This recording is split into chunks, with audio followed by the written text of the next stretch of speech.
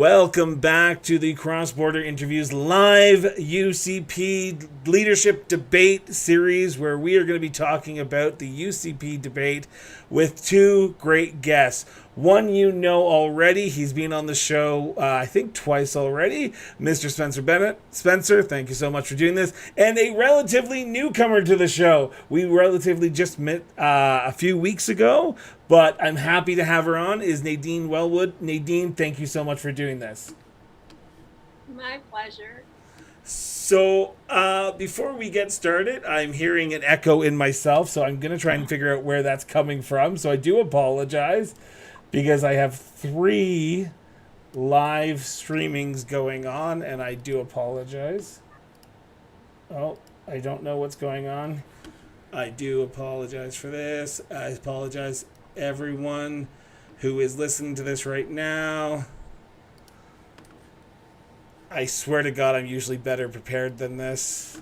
And people are just going, why is this guy not prepared? Because this is what happens. There we go.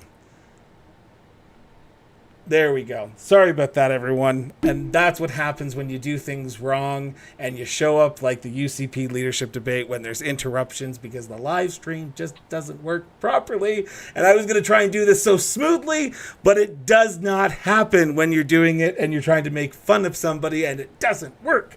But here we are. Nadine, Spencer, thank you so much for doing this. Well, you learned that. Oh, pardon me? I said, at least you didn't lose us completely. There you go. I didn't lose you. I just sounded like a complete fool talking to myself for 5 minutes. But we just saw 7 candidates, and I'm going to name them off here because I want to make sure I name them off correctly. Todd Lowen, Danielle Smith, Rajan Sani, Rebecca Schultz, Leela here, Travis Taves, and Brian Jean were on the stage for the first official UCP leadership debate. This is the first sanctioned by the party, which all of them had to attend. There was one already beforehand, and there's a Western Standard debate coming up with the front runners in a few days, actually in a few weeks if I'm not mistaken. But this was when we saw all the candidates on for the first time. Before we get into the analysis of the night, I want to start off with the million-dollar question. We already know the answer for Spencer, and that is, are you a UCP member? Nadine, we do not know that about you, so that way people can actually understand where you're coming from when you're giving analysis of this, or are you just a political observer like myself? You know, this election in particular, and it does start with the leadership review and appointing the right leader to take us into 2023 to go up against Notley, is far too important for people to be on the sidelines. So yes, I am a UCP member, and I strongly, if there is ever a time to be have your voice heard, make it heard now, because as one of the candidates did say tonight, you know, the election of this leader and 2023 is fast approaching. That is going to set the direction of this province for the next decade. I argue longer. So this is the time. If you don't belong to the UCP, you need to become a membership. You have till, I'm putting a plug in here, August 12th. You know, get your membership, make sure you cast a ballot, have your voice heard, make it count. And before we continue on, again, Spencer, I apologize for not letting you talk here, but we kind of already had the introduction in your first episode that we did back in earlier this month. But Nadine, do you have a horse in this race? Have you chosen your candidate? Have you backed a horse, or are you still undecided and still waiting to see where the chips fall as this race progresses? No, I've definitely chosen my horse in this one, and do you want me to say now, or do Yeah, you, you can say now, because I'm pretty sure I can openly say, Spencer, you're okay with me saying who you've backed, right? Because you've done it, which is Travis Taves. But Nadine, who have you backed in this race? I'm definitely going with Danielle Smith. It's the Sovereignty Act for me, and we need a way to push back against Ottawa. Angry letters is just not going to cut it, and Taves and so many of the other candidates that have already been a part of the administration, they had their chance. The reason we're having this leadership review is because they didn't do their job, and the people have lost confidence, and it's time for new leadership. So Danielle Smith for me all the way. Well, I'm looking forward to the next hour of debate then, because I can imagine it's going to be a colorful one. Because I always like when I bring people of opposite sides together in a very nice, happy go lucky way. But I'm going to start with you, Spencer, because I did let Nadine speak for a few seconds there. The debate. Let's talk about the style before we get into the substance. We saw an echo of the federal leaders debate with the progressive conservatives where you couldn't address each other unless you had the minute and 45 seconds after answering the question, and you have to choose your opponent, and then you had 45 seconds if you held up a paddle. But thank God there was no horns when you addressed Prime Minister Trudeau. It was a little bit better, but how did you like the style of the debate compared to other debates that you've seen? I didn't mind it. It's hard when you have 8 candidates on stage at the same time. Sometimes when you have 3 or 4, I'm thinking federal election debates, and you just have them talking over each other all the time, and nobody is heard, and they're just looking for sound bites, and it's not very productive. So I thought this was more productive than debates where people are just talking over each other and are being jerks, and you can't really hear what's going on. So it wasn't bad considering how many candidates were involved. I thought, it could have been better, could have been worse, but it wasn't terrible except for the live stream cutout. Well, and I think Nadine and I talked about that before you jumped on our Zoom call here, was in 2022, you think they'd be able to get this right, but I'm not sure in the airport hangar that they were doing it in if they had proper internet connection, but that's here nor there. But Nadine, what about yourself? For the style of the debate, did you think it was beneficial to Albertans who were watching it? Let's take out the consideration of the live stream interruptions, the bad feed, but the actual back and forth that we saw, the actual conversations that we saw. Did you think it was beneficial to Albertans? Absolutely. I think Spencer hit the nail on the head. You can always do things a little bit better, but it's a lot of candidates. And I thought, having been on the stage and not actually having a chance to really debate, because in a lot of the federal elections that have been held as of recently, they don't really, locally, they don't do debates. They really host this, here, let me ask you a question, and you don't get a chance to rebut anybody at all. And so I thought they dealt with that really well. I thought they kept the time fair amongst everybody if you got, called out, which a lot of them did. You had a chance to kind of, have a say and respond to that. The only thing I thought was, for me, a little odd was the moderator himself. I turning around to the audience all the time, I was like, yeah, I know you got to keep it under control. You want to give as much time to the candidates. You don't want the applause. But it just reminded me way too much of that federal debate with, Rosie, was it, from the CBC? It's just, come on. Well, and for transparency's sake, that is Jeff Davison. He ran for mayor of Calgary in the last municipal election. I will be honest, I was actually a little taken back that he was there. I thought they would have gotten someone from Medicine Hat to actually do the debate in Medicine Hat, because I don't know if Jeff Davison is a known name outside of the city of Calgary. He might be, but for me, I was a little taken back, and his folksy attitude, which is what he's known for, was a little bit jarring for me, because he was trying to be everyone's friend, and as the moderator, you're not supposed to be the story. You're supposed to be the actual moderator and just move things along. While the choice of the moderator can be debated till the end of the earth, he was there. He did do a good job of progressing it, I found. Would you not agree? Where he gave everyone ample time to answer the questions and actually rebut, because in those 4-minute segments where the two candidates squared off, they kept on going back and forth, right? Like, did you not agree? Did you not like that? Or was there things that they could have improved on the moderation of it? Spencer? Oh no, I thought that was good. I think Nadine made an interesting point, and you about clapping, or booing or cheering. I almost feel like that's a natural part of debates, and I think that you do allow it, for, I don't know, 10 seconds, something like that. A reasonable amount of natural reactions, I think, is acceptable and okay, so long as it's not rude or catcalling or booing or jeering, those types of things. But if it's, clapping and applause, I think that that's reasonable within a short time period. Nadine, yourself, would you agree with that? Absolutely. I mean, for a lot of people watching, you need to understand the mood, the audience, what the other people are thinking in response to the candidates themselves. And I think the natural emotional response of clapping, I'm not a big fan of booing because I think that's very disrespectful. It takes a lot of courage for all of these candidates to stand on that stage and to give their views and opinions. So I don't think any of them deserve to be booed, but, some applause deservedly needed to be louder and was more than others, and I think that should have shown through a little bit more. So I think that they just tried to clamp down a little bit too tight on it. Now, correct me if I'm wrong, because my feed was cutting in and out. I might have missed a boo or two. If there was there an actual boo during the debate?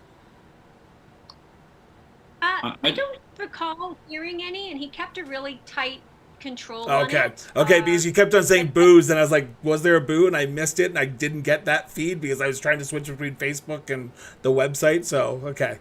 Good to hear. But let's turn to the crux of this conversation, and that is the candidates themselves.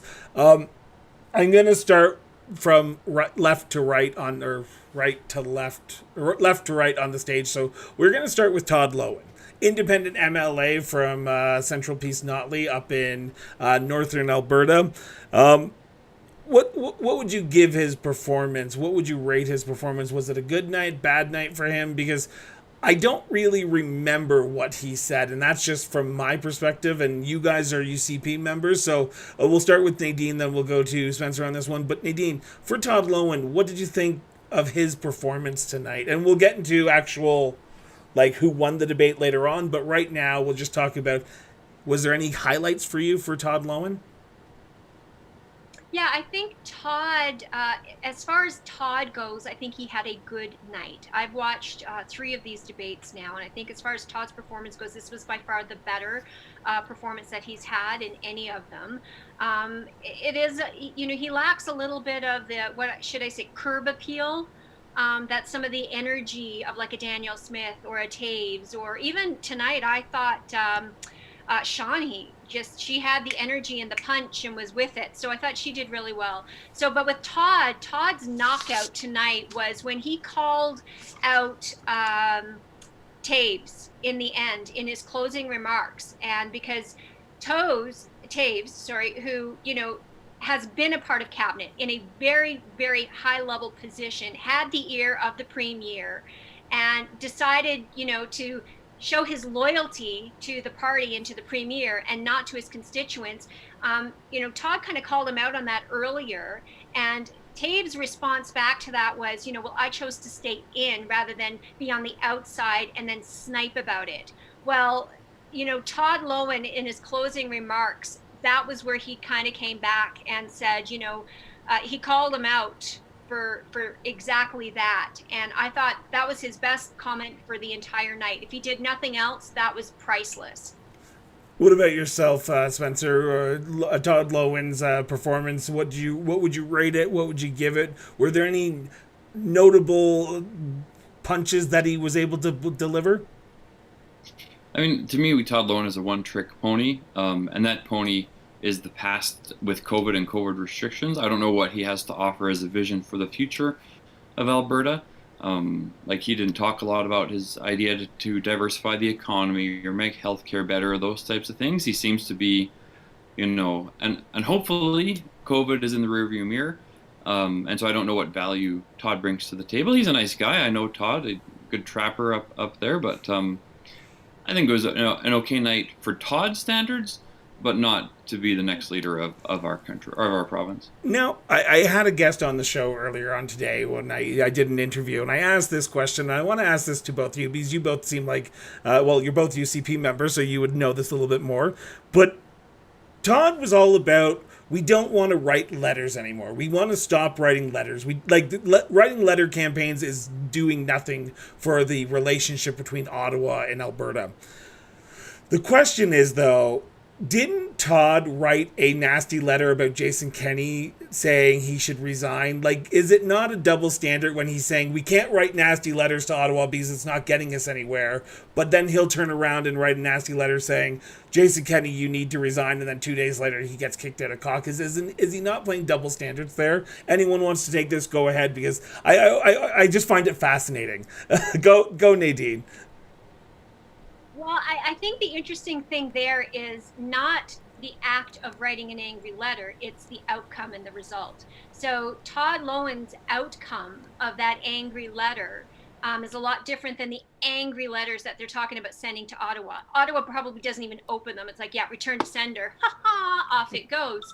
Whereas Todd was effective in writing that letter. He was effective in both his constituents, and if you consider the fact that he played a role in the fact that we're having a leadership race, and the comment that I made earlier about in his closing remarks, and addressing Taves and how he did, Taves came after him on the issue of unity. Like, that was a big thing for Taves. It's about unify everybody, bring everybody together.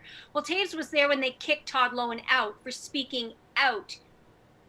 And I mean, how is that for hypocrisy, right? So the one thing I think Todd really does in this entire election process and in leadership review, election, is he calls out the hypocrisy, because he is it, right? Here's Taves calling on unity, and yet here's, Todd Loewen, who got kicked out for speaking up for his constituents, which Taves actually admitted he did from the outside, which got him kicked out, but he did it.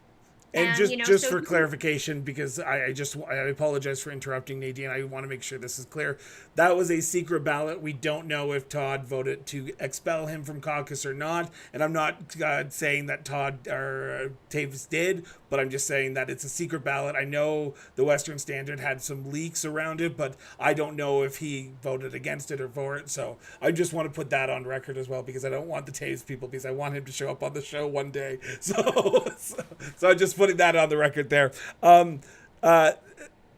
Spencer, I'll send it over to you for one last thing, and then we'll move on to Danielle Smith, the next in line. Sure. So, I mean, the COVID restrictions were certainly very difficult, and I certainly didn't agree with all of the restrictions, or certainly the timing of some of those restrictions too. But Alberta had some of the least restrictive restrictions across Canada. We were one of the few places that, we limited the size of churches for a while, but we kept them open. Places like BC totally shut them down for months and months at a time. And so I feel like, it would have been nice if things had remained open longer, but I'm grateful that we had the government that we did. In terms of being outside caucus or inside caucus, I feel like you can get more stuff done if you can find a way to diplomatically disagree with people and remain inside. Because somebody chirping from the outside, all he can literally do is write angry letters. He's lost all of his influence. He's lost all of his friends.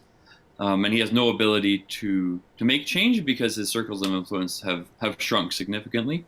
Whereas if you have somebody that remains in caucus and is able to disagree, but able to do so in such a way to, diplomatically, then I think you can actually make real lasting change. Perfect. And that's the end of Todd Loewen's little speech here, because we have 6 other candidates that we need to get to in another 45 minutes, so I want to try and get through them as quickly as possible. But I want to go to Danielle Smith. As Nadine started last time, I'm going to throw to Spencer this time, because I'm pretty sure I know where Nadine's going to go, because as she said at the beginning, she is a supporter. But Spencer, how did Danielle Smith do in your opinion? And we, yet again, don't talk about winners and losers, but overall, what did you think of her performance tonight? I thought it was okay. Like, she's the perceived front runner, so certainly she was attacked by the other candidates. And I think that that's the nature of any debate that big. When you have the front runner, they're the attack, for the other candidates, right? And I think that she handled herself okay. But I feel like on some issues, like especially the preventative cancer issue, that if you're explaining, you're losing. And so sometimes it's better just to apologize, say, and have a brief introduction, but I think she took that too long.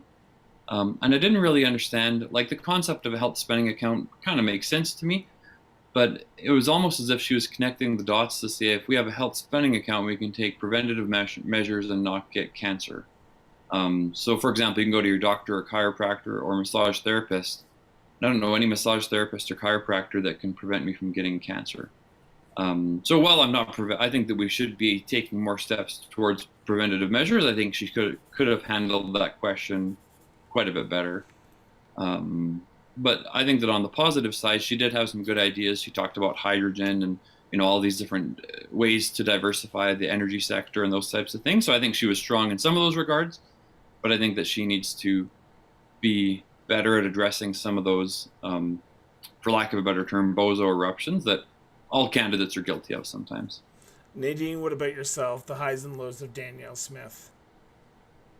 Um, I probably don't disagree with Spencer, actually. I think there are some areas of hers that are just so strong and she can speak to them so articulately and effortlessly. And then there's others like the healthcare spending account, which, in my opinion, it's just in my opinion, I would not necessarily have focused so much effort in this leadership on that. That may be more of an issue when it comes to Notley. But for, I think, the conservatives in the UCP membership, they are looking for the bigger issues, the inflation, the economy, the jobs. How are we going to deal with lowering, the cost of living, affordability, those things. And I think when it comes to those things, she's got good ideas and good plans. And I love the idea of the Sovereignty Act. We can't write angry letters anymore. But I think for her high, again, in her closing statement, she took the time to talk about, the fact that the reason we are having this election is because conservatives stopped acting like conservatives and the Kenney administration really became liberal light. And, the premier, the MLAs, all of them, they played a part in that. And, the central issue there is who's going to stand up to Ottawa. I think she was bang on. Who's going to stand up to Ottawa? That's how Kenney rallied everybody and unified the UCP to begin with. And I think he fell so flat on that, and they've broken trust with their members. I think that's where she's really rallying the troops. Now, I did see the paddle from the gentleman from up in northern, central in Edmonton area. I keep on forgetting where you're from. I do apologize for that. Spruce Grove. I'm writing that down. Spruce Grove. From the member of Spruce Grove, I did see your paddle. You have 45 seconds for a rebuttal, and then we'll go to the chicken round where we'll all have to cluck like a chicken for 10 minutes. But go ahead, Spencer. What are you going to say? Thank you. And please hold your applause. So, respectfully, I feel like the Sovereignty Act is just a letter to Ottawa that is not practical nor reasonable, and nor can actually work.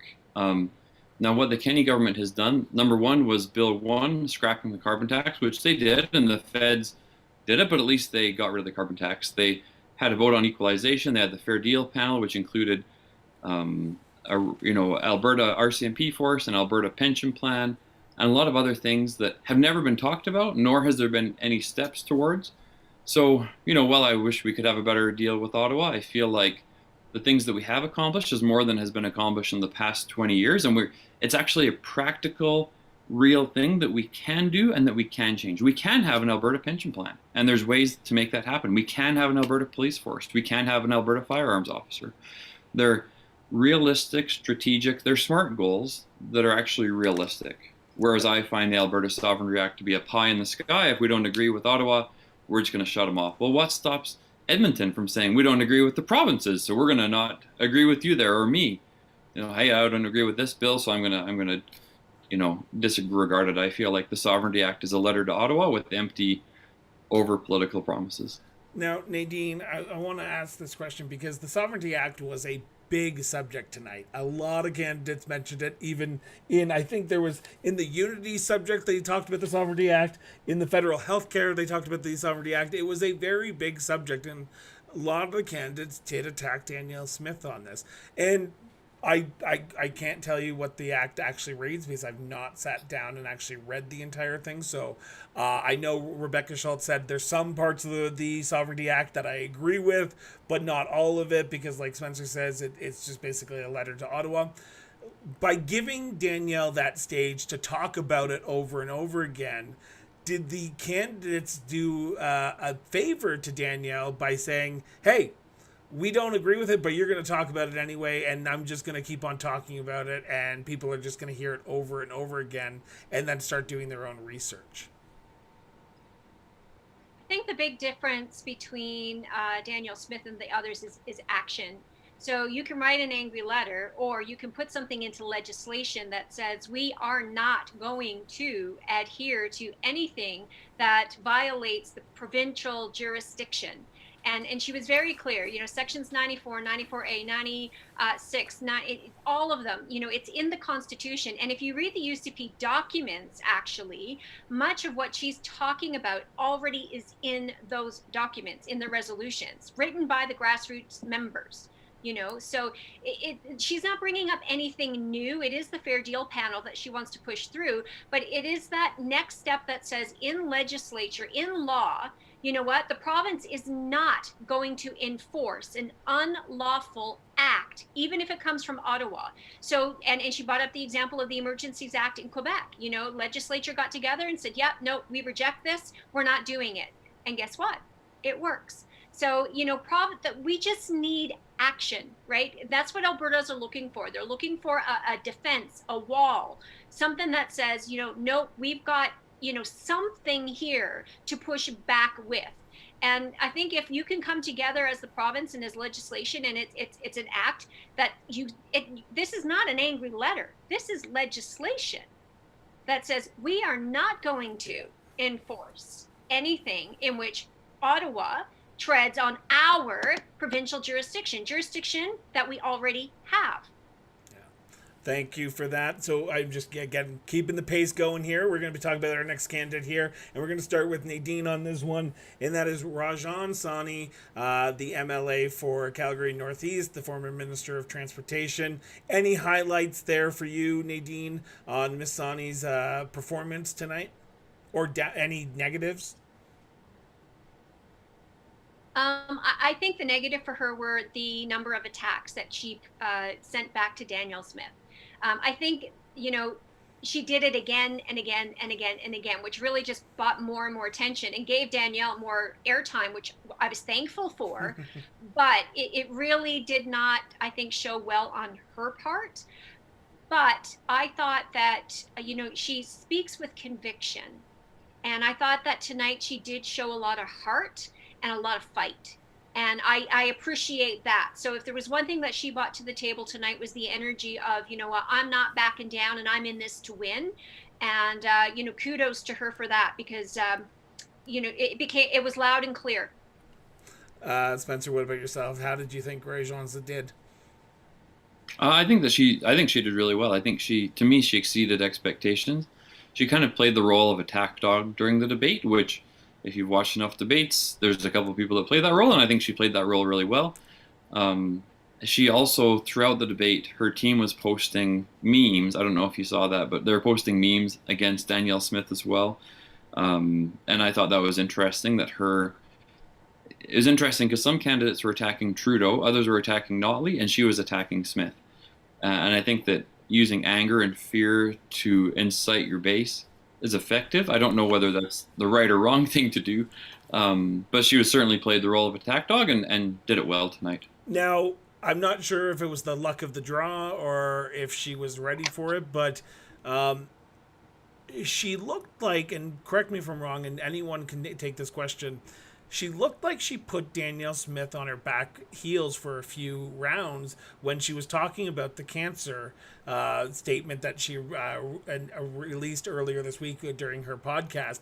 Am I right to assume that was probably one of the toughest blows throughout the night, where it looked like Danielle Smith was actually trying to regain footing in that back and forth between Rajan and Danielle? Anyone? I think that if you read Danielle's body language and her tone of voice and even like the flushness of her skin, I think at some points she looked a little flushed. Like she looked like she was being overwhelmed and attacked, which she was. And she mostly kept her composure, but I think that reading her body language, she was certainly taken aback sometimes and, could have perhaps stayed a little more composed. And I think that she certainly put her on her toes for sure. Nadine, you have anything to add to that? I think that the whole cancer comment itself is what's putting her back. I don't think that Raji actually had much influence. She just happened to be the one who voiced it loudest and then kept on it. Brian Jean tried to bring it up again. Everybody tried to bring it up. Taves tried to bring it up. But the thing is if we can't expect for perfection either from our MLAs and premiers. And Danielle has been a radio show host, which I agree. She needs to be a little less that right now, because that will get her into trouble. Stick to your, not your talking points. You don't want to be that politician either, but stick to your strengths, stick to the important issues. Don't get caught up in a $300 health spending account. Yeah. To me, that's the one fault I've seen so far. And I think she's just overreaching, just trying to be so many things to different people. And again, I think that might be more of an issue with Notley, not so much here with the leadership. So maybe my advice is, stick to your knitting, stick to the big issues, know them well, and just the media, and because she is the front runner and because she is proposing something different, the Kenney administration, Kenney ran his entire administration from a place of fear. It was top down. Nobody else had a voice or a say, the inner circle. And so, I think that really reflects on all of the people who were in that Kenney administration. You see a little bit of that still with each of them and how they respond and some of the words that they choose. So I would caution all of them also on their attacks, because it doesn't, it just reflects so much of the Kenney, legacy that people have very clearly said we don't want. Thank you. And now the next candidate is Rebecca Schultz, the MLA for Calgary Shaw, former Minister of Children's Services. I think this is Spencer's turn on how she did, or was it Nadine's? I think it is the Spencer's turn. I apologize. Yes, it is Spencer's turn. Spencer, how did Rebecca Schultz, the MLA for Calgary Shaw, do tonight? Highs and lows. I think she did well. She spoke well. She talked a lot about the child care issue, which I think is an issue that's important for Albertans. But I wish that she had broader topics to talk about as well, because that's one issue and it's an important issue. But I think there was other things that she could have talked about to add value, or some of her ideas for the future. She said something like, "I'm the only one who's ever negotiated successfully with Ottawa," which, all of the ministries every day have to successfully negotiate with Ottawa when it comes to building infrastructure or the Orphan Wells project, all sorts of things. So I think that she misspoke a little bit there. But as a rookie MLA, and really they're all rookie MLAs except for Danielle and Brian, I guess. I think she did well. Nadine, what about yourself?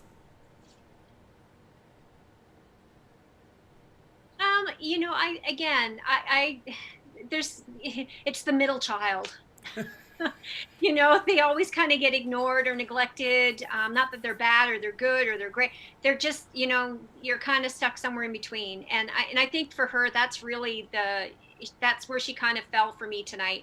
I'm very sensitive to some of the choices of words. Like, one of the choices of words for her was when she talked about bringing Albertans along, right? To formulate a vision and then bring Albertans along. I cringe. I hear Kenney all over it.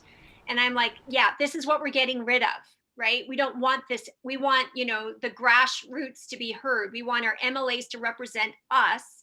And not to say that we always get it right either, but, I don't want to be bought along. They did that for 2 years, and I think we're done. So, the middle child. So I'm pretty sure we don't have anything else to say about Rebecca Schultz, as much as we probably want to, because I want to make sure we continue on. And I'm not sure how long this next segment's going to be, and that is MLA for Chestermere Strathmore, Miss Leela Ahir. I'm going to be upfront. I don't really remember her talking that much, but that could be just me. Nadine, highs and lows for Leela. We're going to talk about who is the big loser of the night. I think she was the big loser for the night.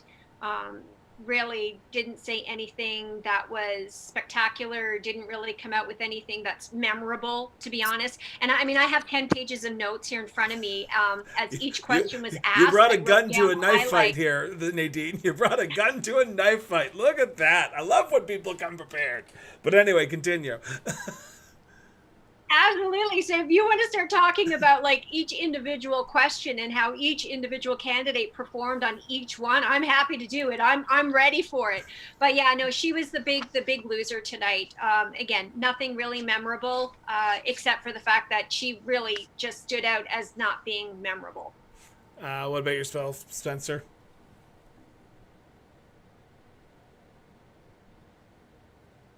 Spencer? Yeah, Oh, he's thinking. unfortunately, He's I probably have thinking. I to thought you were agree. frozen. I I was like, like "Are we?" Leela a lot. Oh, there's a delay. There is a delay in this, I think, right now. So I'm going to shut up and let you speak, Spencer.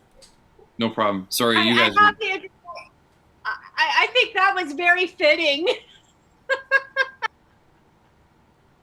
are laughing, and I didn't even see Sorry. the delay, so that makes it more funny. Go ahead. So unfortunately, I probably have to agree with you. I really like Leela, but like I live tweeted, I don't know, maybe 15 tweets or something on the event, and I was trying to be fair and put out memorable things from each person, and it was hard finding what was memorable with Leela. Unfortunately, I think that she, she did talk about standing up for Alberta oil and gas and exporting and things like that, but I feel like her talking points could have been a little more simple and a little more succinct and a little bit more to the point and more directed and more looking forward. Um, yeah, I felt like she could have had a stronger night. She also didn't have the mic very much. But so maybe if she had the mic more, I would have been interested to hear what she had to say more too. The one takeaway that I took from her, Miss Ahir, is when she said, "I'm Alberta's number one fan," or "I'm Alberta's number one supporter," something along that lines, and that was the only thing that I can actually remember from the night. And also when she was talking about immigration, and she was saying we need an Alberta plan. And yet again, I'm not trying to make excuses for anyone, but she did talk about immigration, and Danielle did bring that up at the end. That I'm glad Leela did talk about immigration. It'd be great to sit down and talk about immigration. But it doesn't sound like it sounds like we're all in agreement about Miss Ahir. So we're going to move on to the next one. And that is, of course, we're going to start on you. Actually, I'm not going to start with you, Spencer, on this one, because I'm going to start with Nadine, because we started with you on Smith. So I'm going to start with Nadine on Taves. Nadine, Travis Taves, highs and lows for him tonight. The hard part for Taves is he really comes across as Jason Kenney 2.0. And, he was the Minister of Finance, and Todd Loewen, again, to his credit, asked him a very direct question about the Auditor General report about $4 billion and where was it spent. And he says, oh, every dollar was accounted for. But yet the Auditor General report made it very clear that where was it spent? Yeah, every dollar was accounted for, but we just don't know where it is. And he didn't answer that question. And I think that's probably the biggest question on most people's minds. I think I sent out a tweet, a couple of weeks ago or a week ago or so about Taves. And I said, if he can lose $4 billion as Minister of Finance, how much can he lose as Premier? You have to answer those questions. You can't dodge them. It's just another Kenney deflect. And so, I thought that was a big thing for me tonight. The hypocrisy as well, to call out Todd Loewen for standing for principles and, be willing to get kicked out of caucus to stand for what his constituents want. And then to talk about unity and, and trust. The reason, again, we're having this campaign is because people have lost confidence in this Kenney administration, of which he was a very big part of. Spencer, how'd your man do tonight? I think that he could have done a little better. I think that the attack dog, or Rajan in this case, got a lot of, in my mind, stuck out more. The $4 billion. So there's Kyle Olson with a PR firm.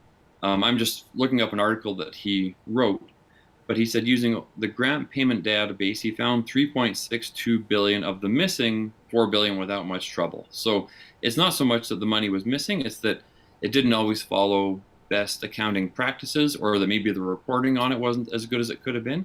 But I think that during COVID, then sometimes you just had to put money out the door and you had to support people and make sure that people were given the supports that they needed. And you can find out where the money went after, or you can follow best accounting practices after. But 4 billion certainly didn't go missing by any means. I think that was an exaggerated lie by the NDP, and I'm disappointed that Todd didn't read some of these articles that showed, that 1 billion went to this, and 1 billion went to this, and 500,000 went to that.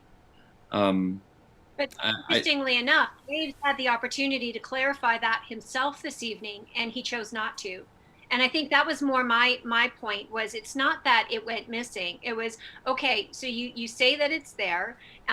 In 2 sentences, you should be able to say it went here, here, here, here, and here. Yeah, no, that's fair.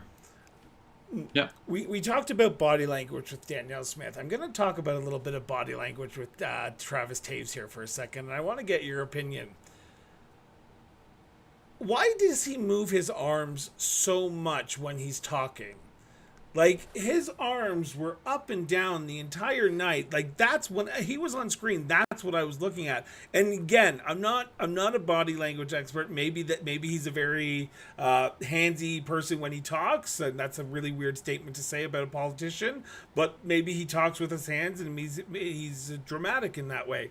But to me, it just seemed like he was very nervous, and he was always trying to figure out, how do I emphasize what I'm talking about with my hands? Did that come across for anyone else, or am I just the only one on that? Nadine? I would say that... Spencer, go first. Oh, no problem. I would say, and I know Travis really, really well. I have a lot of respect for Travis. But I would say that he doesn't always have as much charisma. I'd say even as Danielle Smith, or as Jason Kenney, or as some others do. Sometimes, I don't know if awkward is the right word or not. He's an accountant, and I've heard him give really long, boring presentations on stage talking about numbers and pie charts and so forth. And he knows his stuff really well. But I think that he was trying to come across charismatic, and it just didn't fly for me. Like, a little awkward. Yeah. A little awkward. Because it's not a natural strength that he has. He's not as smooth of a talker or as charismatic, maybe as some of the other leaders would be. Nadine, last statement on that for you, and then we'll move on to our last leader before we get on to the next topic. Yeah, I really look at body language a lot. And to me, his body language tonight, he lacked confidence and conviction in what he was saying. And thus, one thing to have your hands down low. When you get your hands flailing around up here, you don't have the confidence or the conviction that you should be.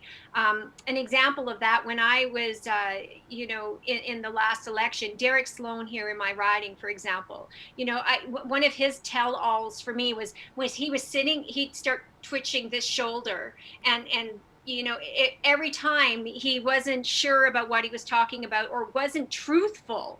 In his case, his shoulder would twitch and he'd get fidgety in his seat, and it was a real tell-all. So I think for Taves, it was just a lack of confidence. Now, I want to talk about Brian Jean, but the moment Brian Jean started to answer his question, the feed cut out. So I can't have an accurate description, and maybe the feed didn't cut out on Facebook, but what did you think of Brian Jean's performance tonight that was able to be seen during the live portion of the night? We'll start with Spencer on this one. I thought that Brian's campaign and his debate today has been weaker than what I would have expected. I expected him to be a front runner with Danielle, him and Danielle neck and neck, and I feel like his campaign has been, I don't know if muted is the right word, not as exciting. Like, it hasn't gotten a lot of attention, hasn't grown nearly with the momentum that I thought, and I thought that was reflected in the debate as well. He didn't have a lot of new ideas, didn't have a lot of confidence. I was just surprised, because I think that the opportunity, it's not his to lose, but I certainly would have expected him to come across stronger. Nadine, what about yourself? I would totally agree with Spencer. He is very lackluster. And all this talk about the Constitution and changing the Constitution, again, I call it hypocrisy. He talks about the Sovereignty Act, which is something that is well within the province's ability to do, but yet he talks about constitutional change. He made a comment tonight about to Toes saying Taves, sorry, that he would make a great finance minister in a Brian Jean led UCP. And I chuckled to myself and I went, well, Brian Jean would make a great something in a Danielle Smith led UCP, because the only place I thought that he really shone, and he didn't even shine, I just like the answer, was in provincial surplus and balancing the budget. Let's pay down the debt. Interest rates are not getting any lower. We've got an opportunity here. The UCP currently got truly, as much as Taves would like to take at full credit for balancing the budget, the credit really belongs to the oil and gas industry that rebounded. This government has spent more money than the NDP. Now, granted, there was COVID, I get it, but there's a big button here. We have to balance the budget, and we cannot keep moving forward with the debt, hanging over. I have a 10-year-old daughter. I'm going, we are punishing the next generation. So, I thought if there was one area where he did actually do a good job, but I agree totally, Spencer. I was expecting really so much more from him, and he really has fallen flat, very lackluster. He's not coming up with anything new or anything creative. Wonderful. I've been in administration and I've been an MP and I've been to Ottawa, and it's not about you, bud. It's about Albertans and what you bring to the table. And I don't think he's not the guy. I want to talk One, about one thing that go oh, ahead. go ahead. No, go ahead, because I was my mind's a little. I was bit going to say of one off thing that topic. stuck out to me with Brian. That Brian talked about. He seemed upset that we gave nurses and teachers a 1% pay raise. He talked about the collective bargaining and he said, oh, we've been too generous or something like that. And I feel like the average Albertan would get angry at that comment because they've had pay freezes for 10 years. And, the UCP has spent more money on education and healthcare, but I don't think that Albertans want cuts in those sectors. And I think that the 1% per year increases that they received are reasonable, if even on the low side. And I think that could certainly be used against him in a general election if he keeps to those talking points. I think that we're overly generous by 1% pay increases. I want to talk about Brian Jean tried to mention his son a few times tonight, and I hate bringing up subjects of death because anyone who knows, I am struggling with cancer myself. I'm currently waiting for treatments, but that's here nor there, and that has nothing to do with what we're talking about here tonight. But Brian Jean wanted to call out Danielle Smith, and you could tell in Brian Jean's face that he was angry with Danielle Smith. I think at one point he even said, I think it was, I'm disappointed in you, Danielle, for your comments.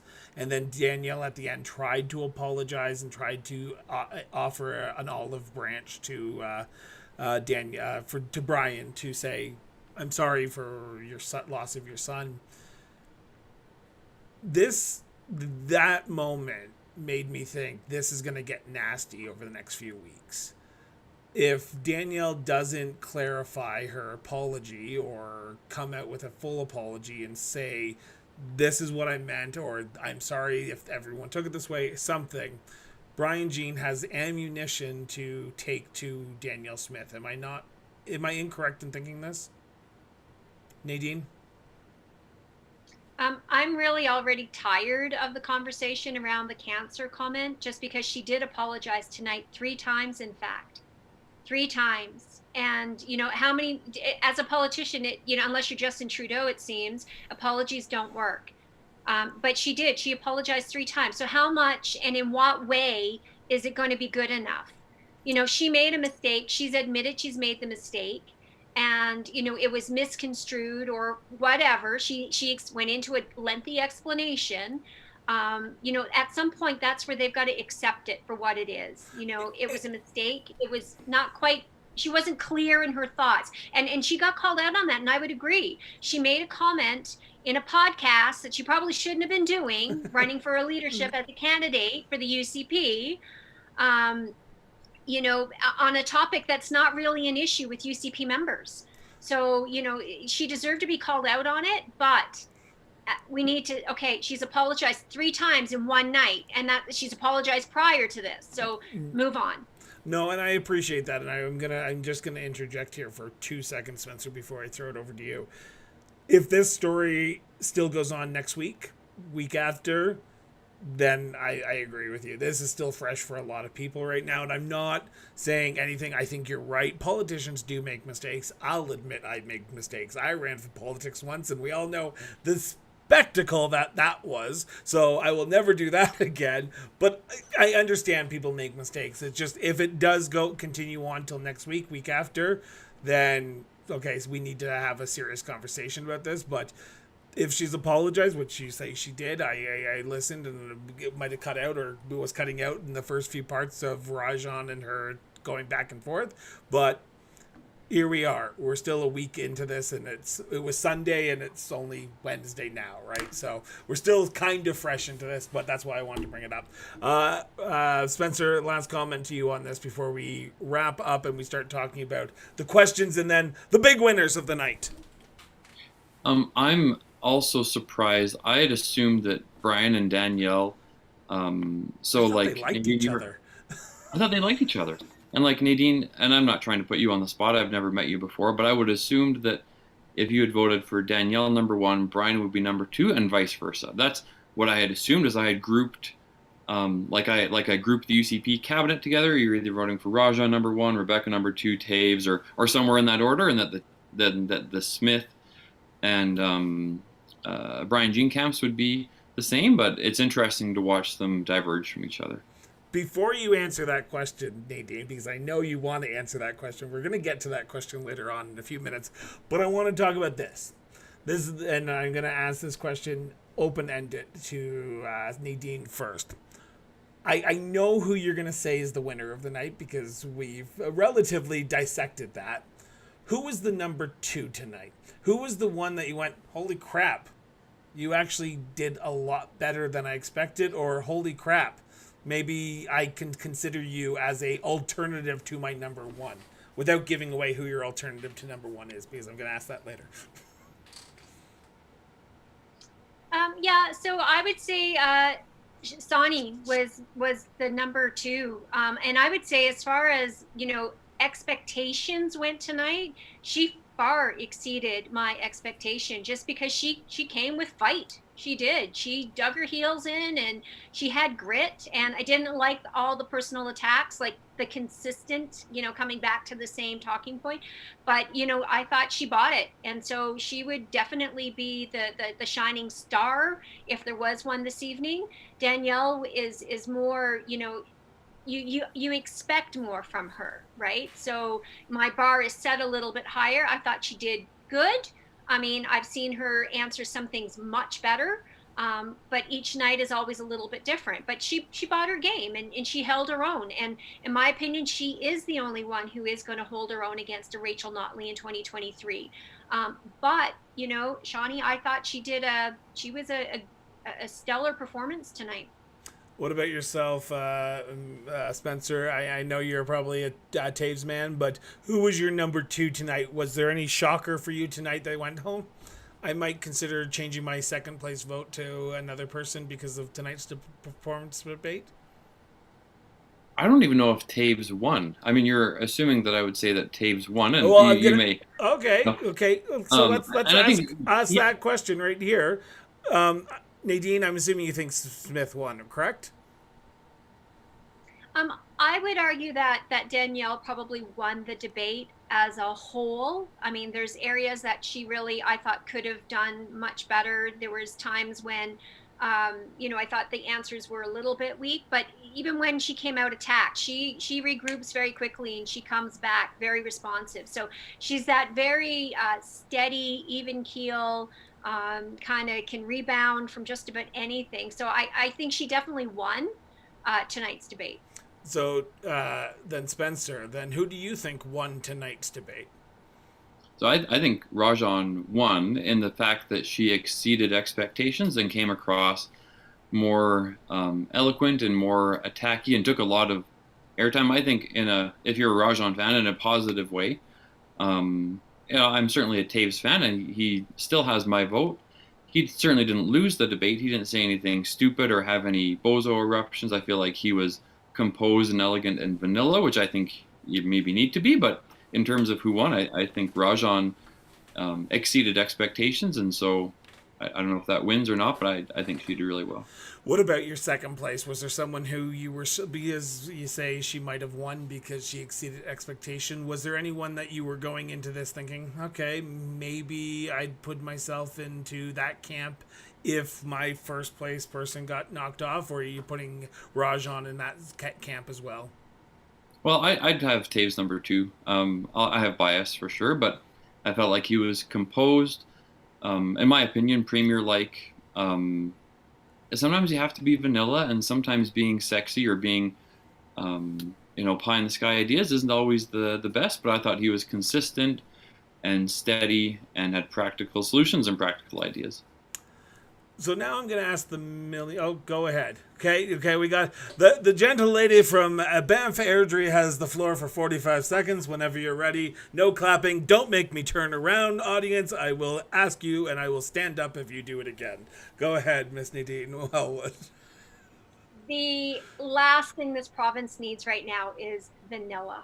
And I'm going to say that not because it's Taves, but because we are literally at war with an ideology. We have an ideology of, wokeism that's right here on our doorstep, and we need to tackle it. And you're not going to do that with vanilla. We have a federal government that is abusive to this province. And I don't think we're going to win that war either, being vanilla or being nice. We do need a little bit more attack dog. And so, to me, Danielle Smith is the right person to do that. And again, Shahi tonight showed a side that I didn't think she had, and I was impressed by that. Taves being vanilla, wrong time, wrong place. I think there's a leader for every time, and he's just not it. so my last question to both of you is this.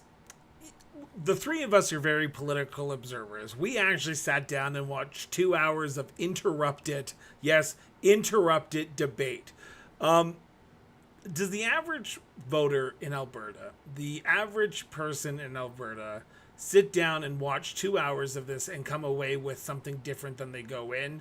Or are they just looking at the Twitter? And I say this with respect to the organizers of the debate, because I know I've organized debates municipally, and they are a gong show of epic proportions, and they take time away from campaigning. But is this the best use of the time for the candidates? Because the average voter, I would say, does not sit down on a Wednesday night and watch a debate live. They're going to watch it 4 days from now. Did this make any difference at the end of the day? Spencer. So I'm going to disagree with you slightly, Chris. The average voter isn't on Twitter.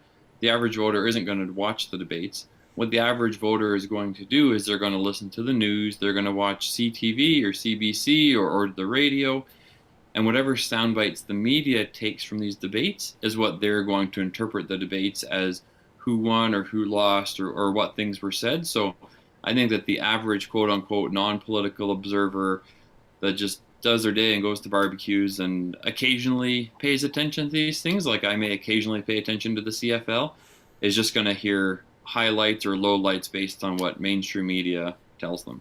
And Nadine, does this sway the voters in any way? Like Spencer says, not a lot of people are going to watch 2 hours of people talking and about things that really they don't have any interest in, because they're trying to put food on their table and they're trying to make sure there's gas in the car so they can take their kids to the hockey game.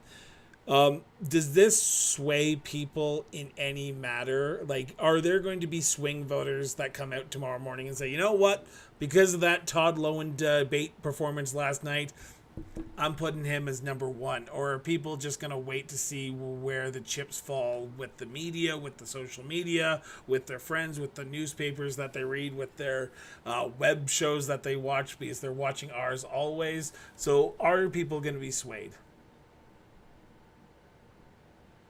I think the important thing here to note is the election itself. This is a membership election.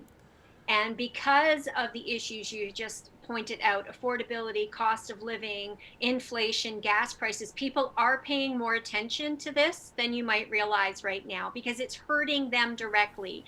And because this is a membership, we're already members. So we already are the 1-2% of voters, right, that are politically engaged, politically involved, politically active.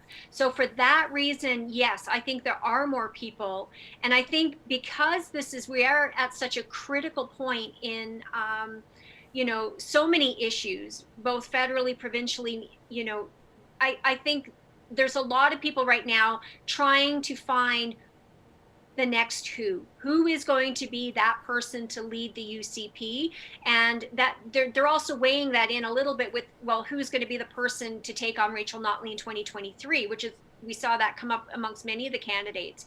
But right now it's really focused around the leadership of the UCP.